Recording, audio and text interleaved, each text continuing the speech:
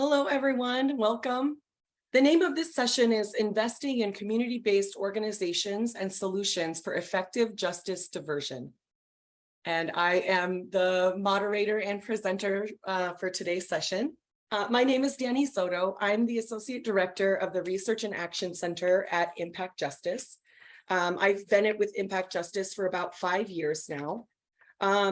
I would also like to share a little bit about my positionality. I'm a queer, Indigenous, Mexican-American, recovering academic and researcher.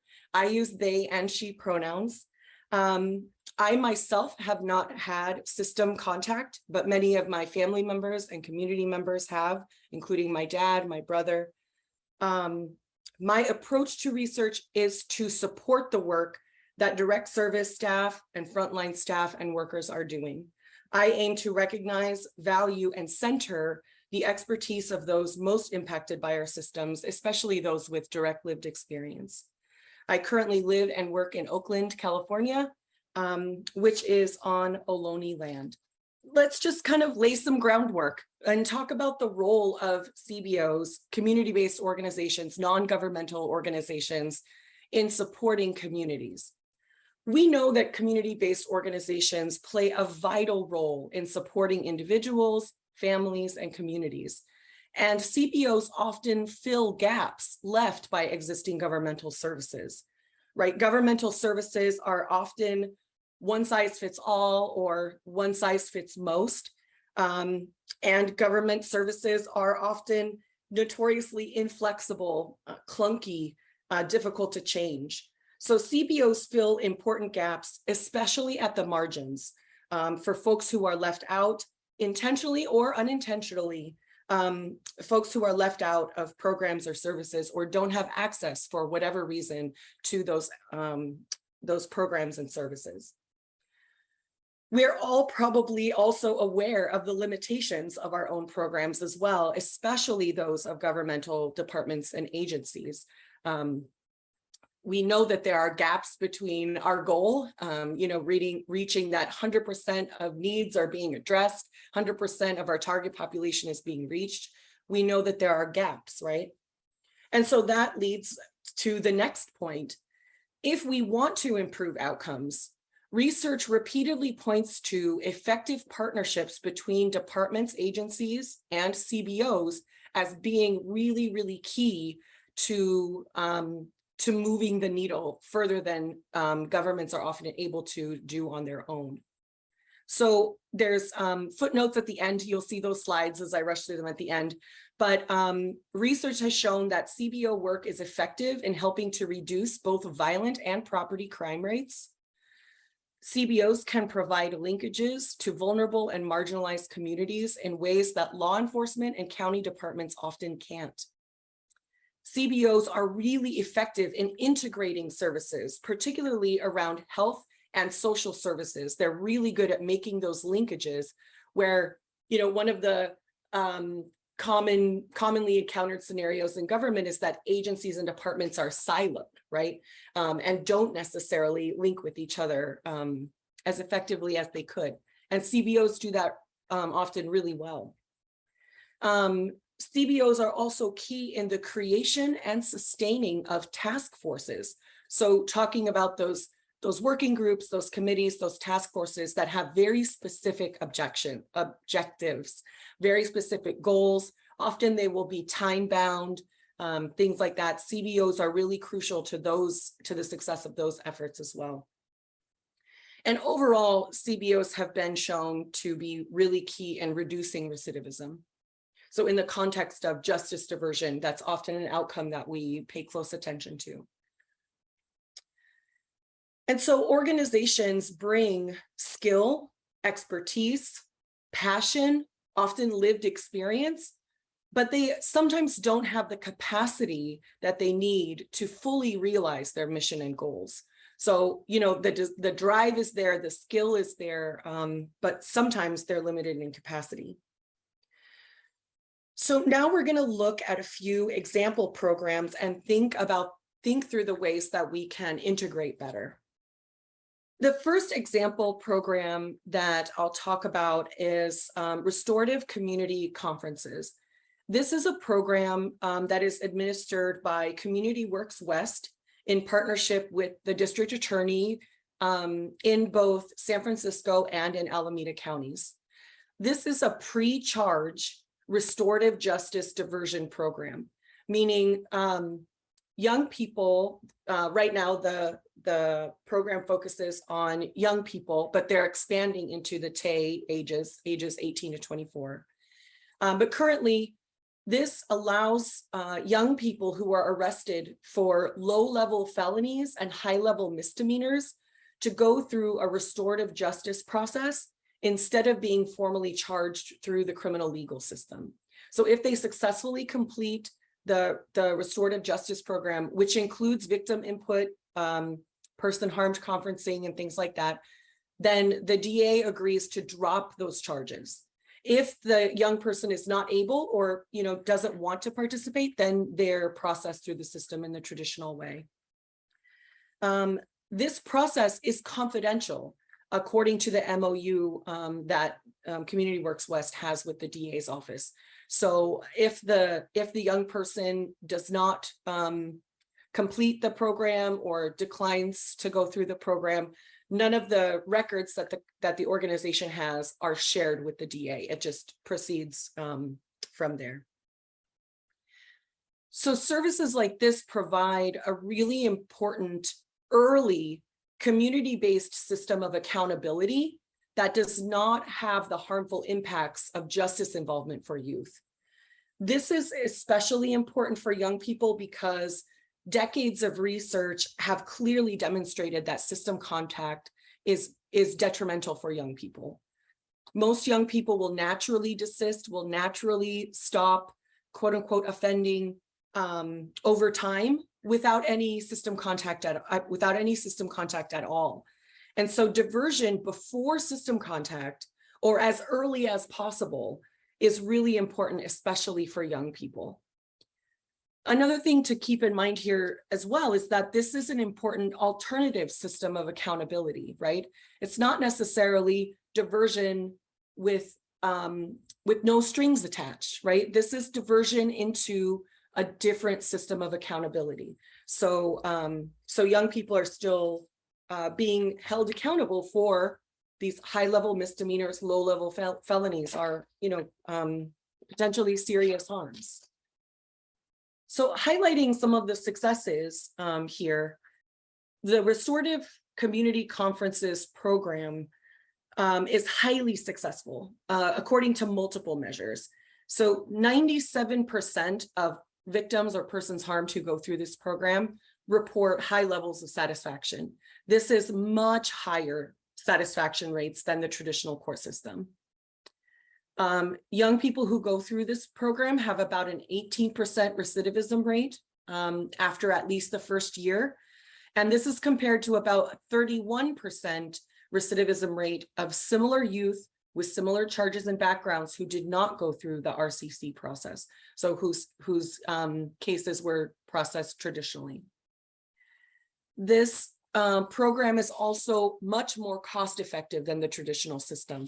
The RCC program costs about $15,000 less than 1 year of probation.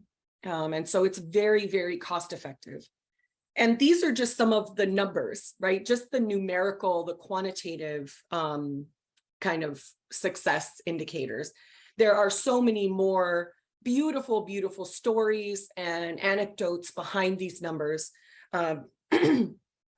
But for the sake of ease on a PowerPoint, I kind of focused on these three.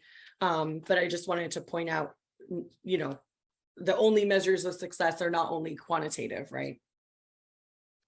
So highly successful.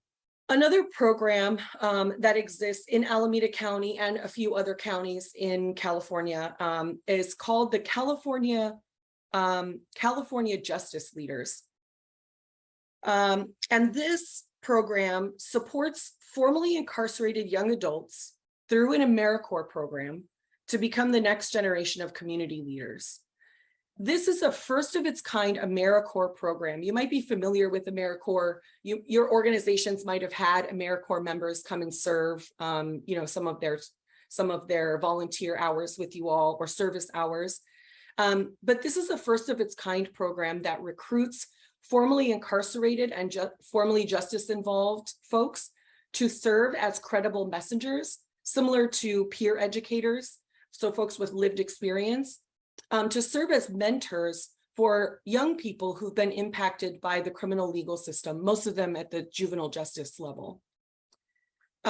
This program also provides additional training, resources, and mentoring to the AmeriCorps members themselves. So there's a lot of professional development and job training and things like that that wrap around the AmeriCorps members themselves as well, which kind of highlights and underlines my final point here, is that those with lived experience provide vital expertise to our fields, but they need support too. That's one thing that I really want to emphasize, right? As credible messengers, as peer educators are becoming more widely accepted and more widely utilized, which is a wonderful thing. We need to make sure that we're supporting them just as much in dealing with vicarious trauma and dealing with potential burnout, things like that. We need to make sure that we're putting supports in place. And so this program is still in its pilot phase. It's in the midst of its third and final year of the pilot phase. So findings to come, but preliminary results show a great deal of success, both for members and their mentees. The Homecoming Project is another really great innovative program that started in Alameda County and is expanding to other counties, has expanded already and is continuing to expand, I believe. The Homecoming Project leverages available living spaces to support people re-entering communities. So it's kind of an Airbnb model, right? So in the Bay Area, especially where housing is such we're in a housing crisis, right? And in multiple places in California, but leveraging when folks have available rooms to rent and who are interested in hosting someone who's re-entering, we work with them with the Homecoming Project.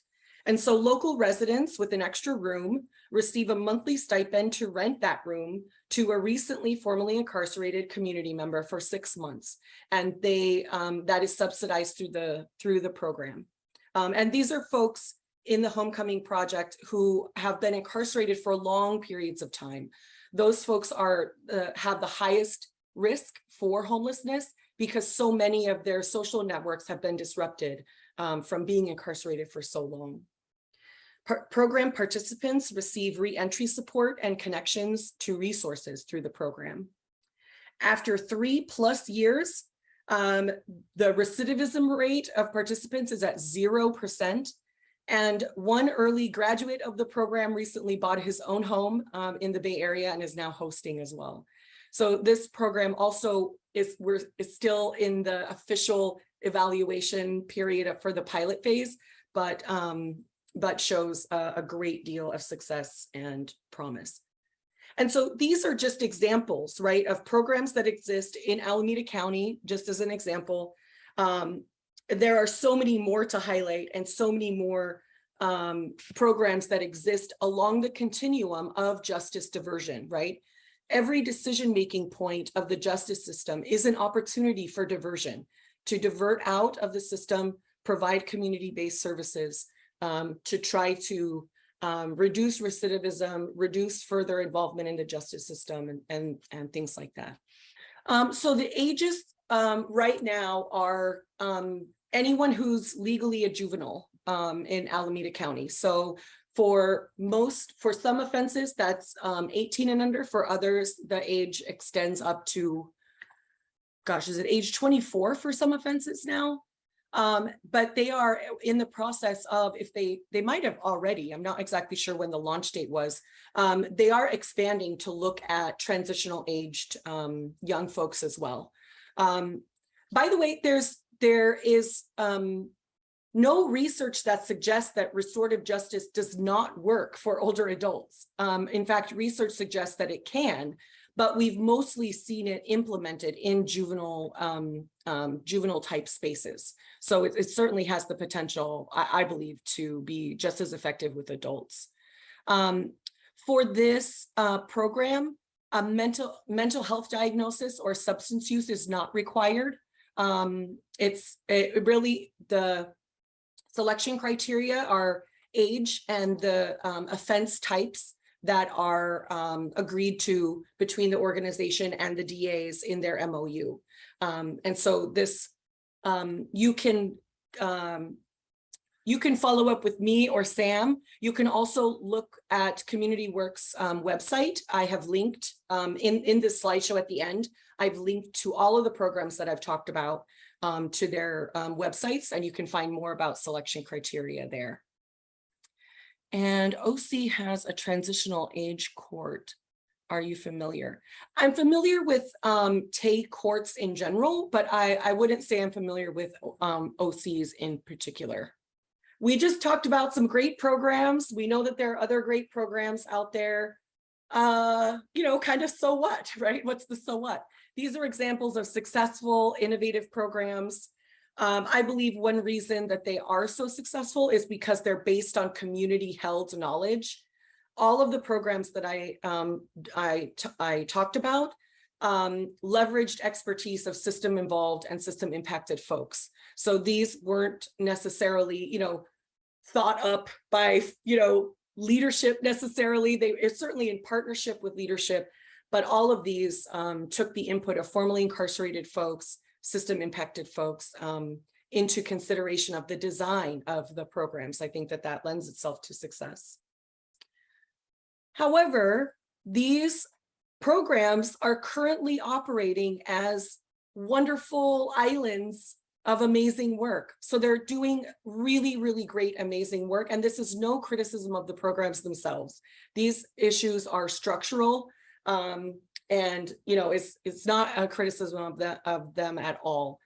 But they are kind of operating as islands, right? They each have their own relationships directly with referral partners and things like that. And all are mostly relying at this point on private philanthropic dollars. We are grateful for those dollars, and you know, those dollars are essential for program success as well. But we know that philanthropies are pretty well known for funding pilots and funding new programs, you know, more innovative kind of things. But this also means that they're sometimes reluctant to fund ongoing, regular, established programs, right? Because the new thing is what everyone is looking for. But this means that our dollars, right, are often funding a reinventing of the wheel, right? Reinventing of the wheel, always pushing for something new, rather than kind of digging in, refining, scaling, adjusting, and that kind of thing with an existing program. So I just want to say that there's sometimes a bias in the funding world in terms of looking for the new instead of supporting what has been proven to be helpful and working and fruitful. And so this question, this common question is then, how do we sustain, connect, and institutionalize these services? We need sustained public, i.e. government investment. This is what most of us are probably already aware that we need. I don't think this is probably news to anybody here. This isn't groundbreaking or anything, but let's dig in a little bit more. So local, county, and state government investment is needed. Investment, and I'm going to talk a little bit more about that word in a minute, investment. Not just pilot programs. Philanthropy loves to fund pilot programs. They kind of got that down. But to support ongoing programs that have proven track records that we know are making a difference in the communities that they're serving. Community-based organizations do vital work that also supports the goals of government, right? Our governments, our agencies, our departments have goals, and our CBOs are often helping us, filling in the gaps and helping us to reach those goals in a more comprehensive, equitable way. CBOs often do it cheaper and better sometimes, and are often positioned for greater innovation. CBOs are smaller than governments, so they can be more flexible, they can be more nimble. They're also often closer to the populations that they're serving, so they're better able to kind of see changes coming down the pipeline, anticipate when needs are going to change, when the population is going through shifts. They're closer to the ground in that sense. And so they're often positioned for greater innovation. As mentioned before, they often have better access to those vulnerable and marginalized communities that are often, inadvertently excluded from governmental services.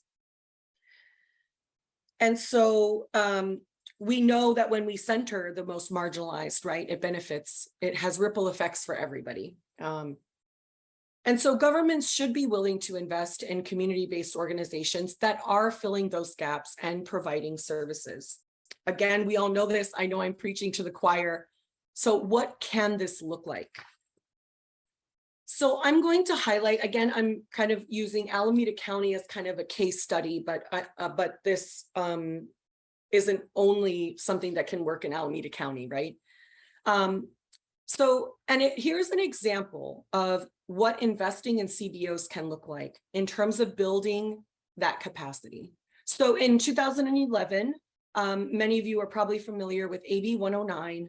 This was a Public Safety Realignment Act. There have been several realignment acts in California over the past few years. And what AB 109 did was shifted supervision of certain offenders back to the county level. So the state was saying, we're no longer going to supervise and incarcerate these folks. We're going to leave that up to the counties. And so this has the potential for being a really great shift, right? Keeping people closer to home, letting them access services and resources that are in their communities already is much better than taking people far away from their homes and their families and communities, right?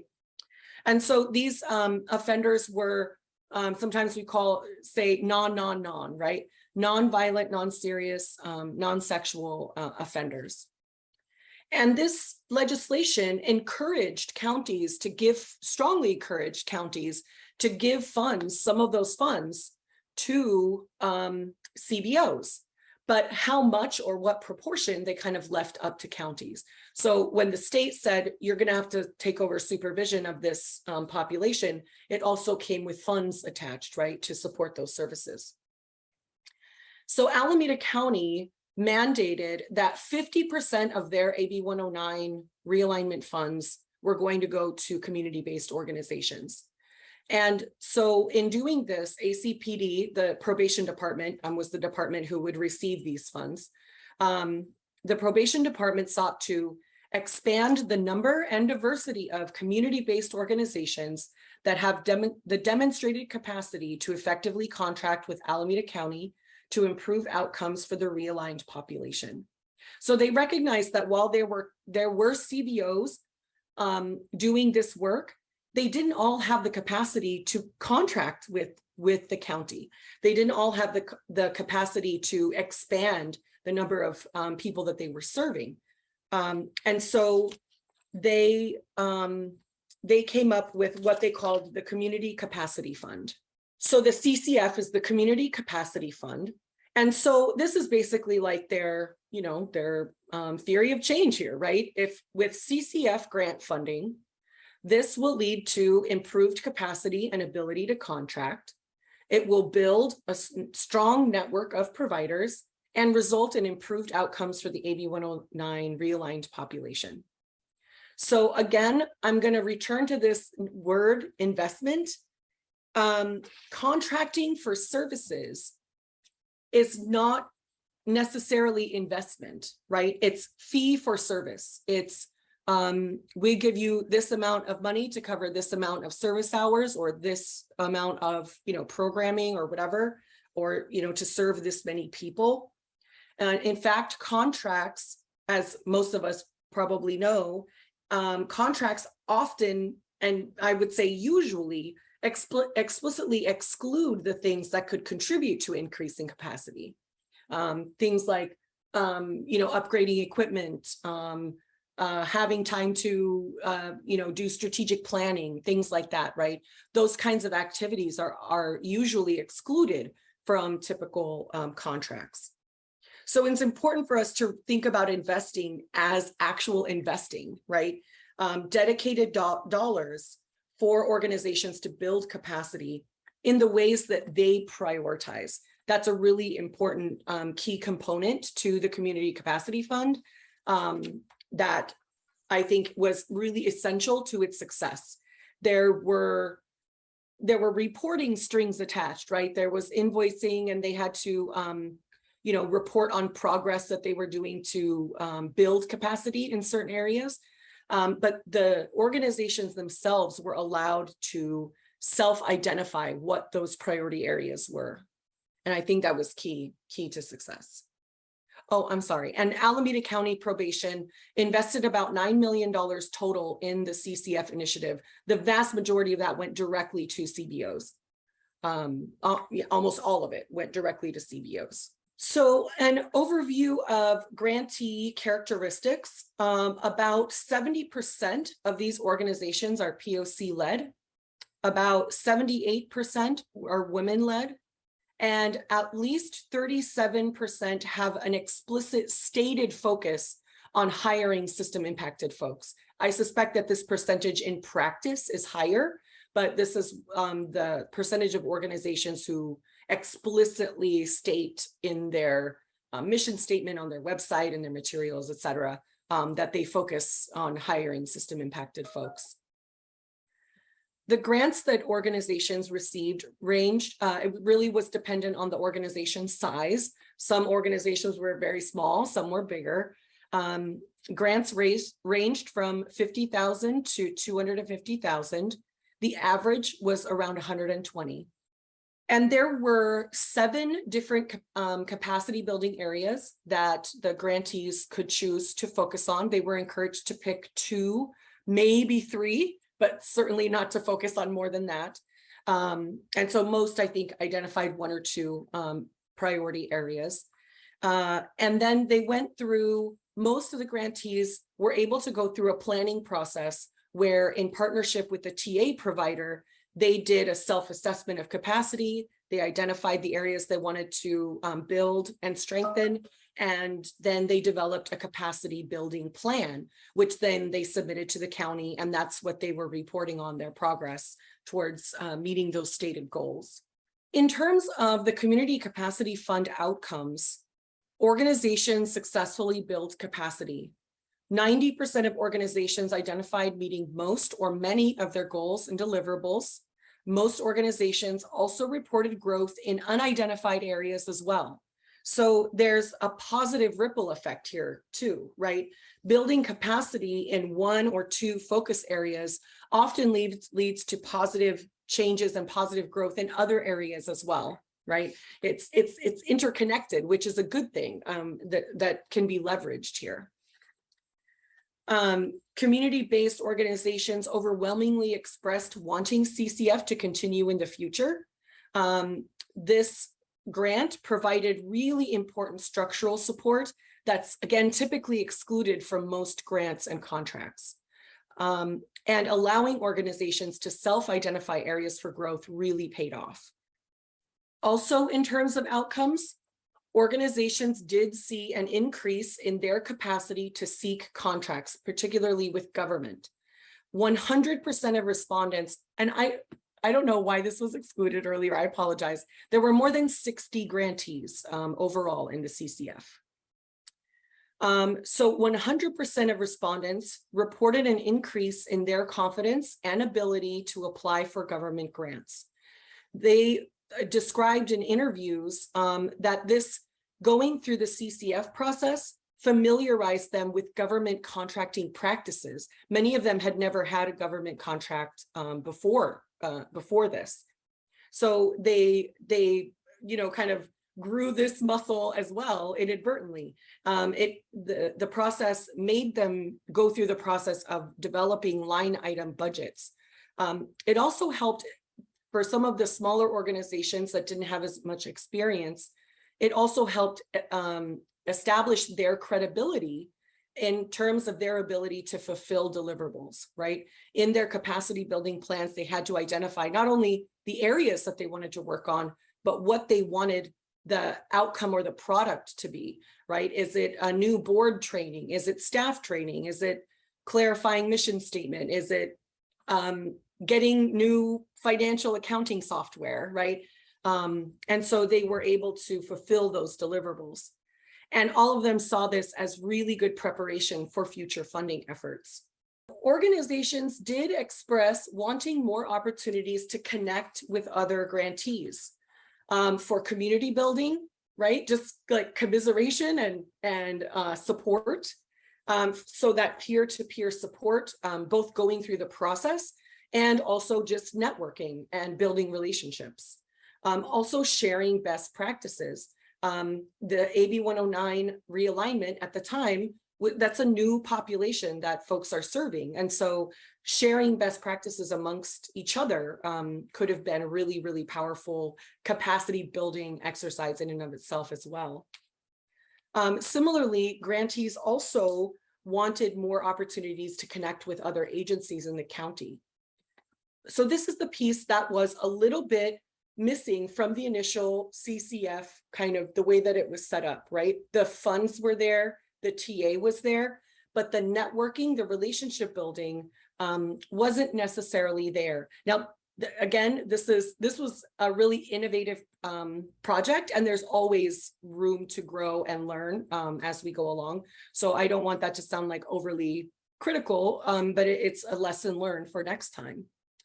Another thing to point out is when we bring together kind of cohorts of organizations or bring together groups of organizations that are doing similar work, it also is a really great opportunity to provide technical assistance in a really efficient way. So during the planning process, as I mentioned, each of the CBOs worked one-on-one with a TA provider. It could have, some of that was no doubt needed, right? Because individualized capacity building plans needed to be developed. But throughout the implementation of the project, having cohorts or natural groups of CBOs that a TA provider could interact with could be a really efficient and effective way of providing ongoing TA support as well. So here is a couple quotes from some CCF grantees. CCF made the organization stronger. I don't feel like nonprofits really ever get funding to build their capacity. We're always working off shoestrings and duct tape. And this was really an opportunity for us to look at where we were and think critically of how we can improve our programs and who we were serving. So clearly has a really big impact. Another grantee said, it wasn't until this grant that we started to think seriously about what contracting might look like. We had this pilot grant for a year, and then the following year we applied for BSCC funding, which is a state level grant. We got that money, and that money fully launched our reentry work. We now also have a federal grant that supports it.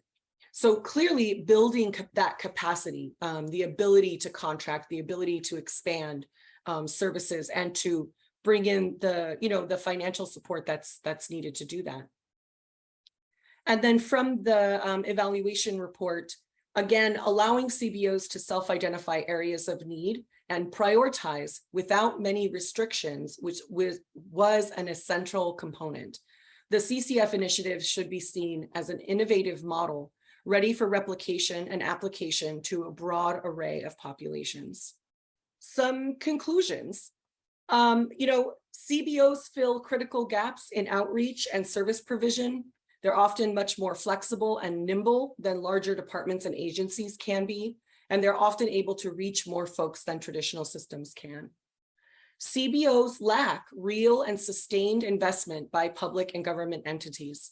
Relying solely on fee-for-service contracts is not the kind of financial support that CBOs need. It allows them to provide services, but does not allow them to build capacity, to scale, to grow, to think, to engage in strategic planning, things like that. However, counties have a real opportunities to think holistically about the resources that are available. Which ones are already doing work in this space? Is capacity building possible? Where are there gaps in services? Which CBOs could be leveraged to expand the range of services that are provided? And there really should be another point here. How do we connect these CBOs to each other as well? Or how do we facilitate their connections with each other? This would result in greater care coordination, it would also allow CBOs to specialize a little bit more instead of every organization trying to wear all the hats all at the same time, which we see way too often in the field. It also allows for stronger, more unified advocacy and collective power. And so these are the questions that I am hoping that all of us can take back with us to our counties.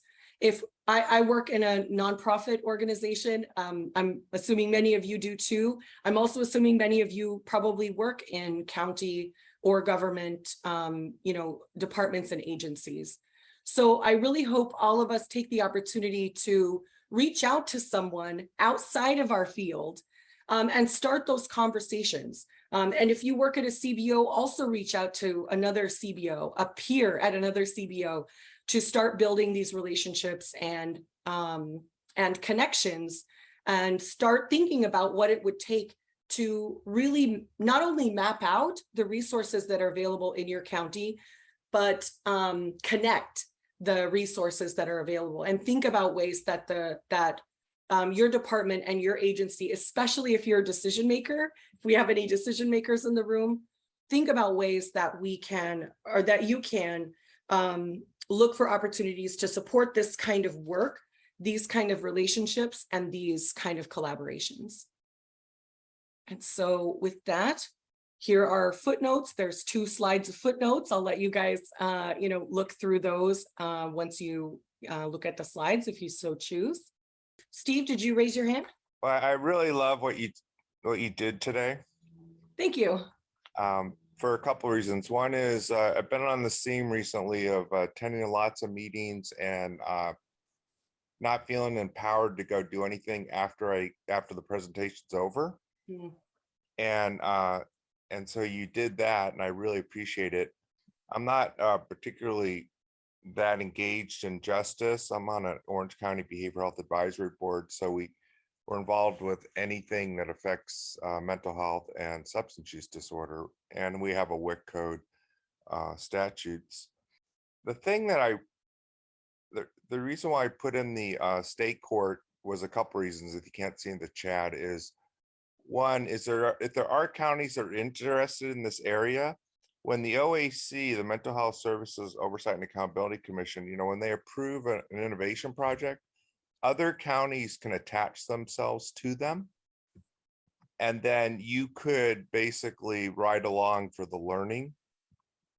And it's already been, if you have innovation funds that need to be spent. So this was MHS money being spent in an area that's usually relegated mostly to realignment funds. Oh. The other is who managed the collective impact in Alameda County? The Community Capacity Fund? Yeah, like who ran that? Did a facilitator run it, or did probation run it, or? Yeah, I mean, probation pretty much ran it. It was something that they just kind of did as they went, and I don't mean this in a disparaging way. I mean, I think they did a really great job. But there are other models.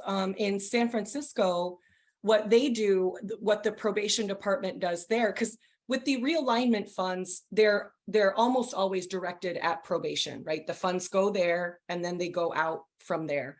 In San Francisco, they give most of their funds to the Department of Children, Youth, and Families to kind of do their grant making through there, right? Okay. So there are other models, but I think that it could be expanded, right? I really feel like there's a big opportunity for probation departments and other agencies to really think about redirecting funds to folks who can be really, really effective and efficient with it. Okay, great. And did it act as a responsive funding mechanism, or did they have to go through county procurement? Now that I am not exactly sure. I know there was an application process, but I am not sure. I don't think it had to go through county procurement, but don't quote me on that. I am not sure. But if you so Too early in desire, our relationship for me to be quoting you. right. No, I'm just kidding. I'm a goofball, so. Yeah, but if you want to, feel free to follow up with an email with me after the session, and I can find out for sure. And I see someone in the chat also said that in Placer County, probation works with Health and Human Services. Yeah, so there are other mechanisms to do grant administration and oversee funds and things like that. Hi, Lillian Glambin with On Track Program Resources in Sacramento. Thank you so much for your presentation. I missed the very beginning of it and look forward to the recording. But this is a topic of great interest, and just I feel like you're starting something, and it's so timely. And I feel like I don't want this conversation to end. And not just in terms of one-on-one, I feel like there are others here who can probably relate. I mean, it sounds like the effort that you just showcased, that's in the past. They didn't continue it, and there are all these learnings, but it's still not even being applied in the county in which it was successful. And yet there are other counties who haven't even done what you described, and it just and yet there are so many community-based organizations all over the state. And it's like, have you given any thought, you at Impact Justice, about, I don't know, continuing this conversation in some kind of structured way, and just to, in a constructive and strategic way, how can we, leverage this moment? And have you given any thought to that? And if you're thinking about it, would love to be on your list. Nice. That's great. That's great. We are thinking about it. We are talking about it. Please, anybody, feel free to reach out and let's stay connected. I would love to continue conversations and also learn from other counties, right? This is like Alameda County. That's where I live and work, or most of my work is here. But I'd love to hear, what other counties are doing as well, and make those connections, because we're all kind of in the same boat. We're all trying to, serve folks and continue to serve folks at a really challenging time. And I just think there's so much opportunity for peer learning that, people don't have to struggle alone. We can help each other, So please, please. I might have missed your contact information. Is it on the slide? Is it where would I find it? You know what? Let me drop my personal email in the chat. Thank you, Daddy. Thank you. And I'll try to see if we can maybe edit one of the slides, maybe my bio slide, to include my email address. Yeah. Thank you. Thank you for starting this conversation. It's so timely, and there's so much need. Yes, definitely. Yes, thank you. And then just a reminder, this is a bunch of contact information for the CARE resource, for the CARE TA Center. We have a whole another year coming up of webinars, learning collaboratives, trainings, and probably another conference next year as well. So, make sure to sign up for our newsletters and alerts. And thank you all so much. This was my pleasure, and I hope our paths cross again in the future.